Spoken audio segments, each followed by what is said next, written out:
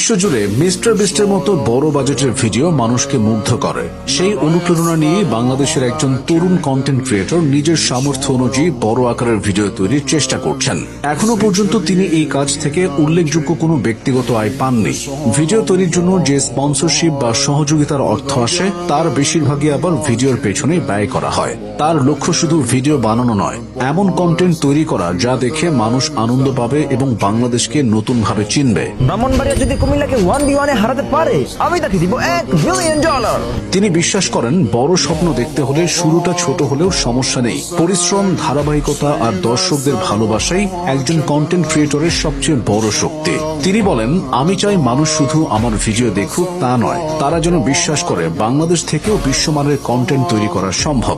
Ladies and gentleman, এইবার তোমরা যা দেখবে তা দেখে তোমরা অবাক হয়ে যাবে। বাংলাদেশের ইতিহাসের এই প্রথম বিখ্যাত যে ভিডিও বিস্ট গেম সিরিজের 6 নাম্বার সিরিজটা আমরা লঞ্চ করতে যাচ্ছি।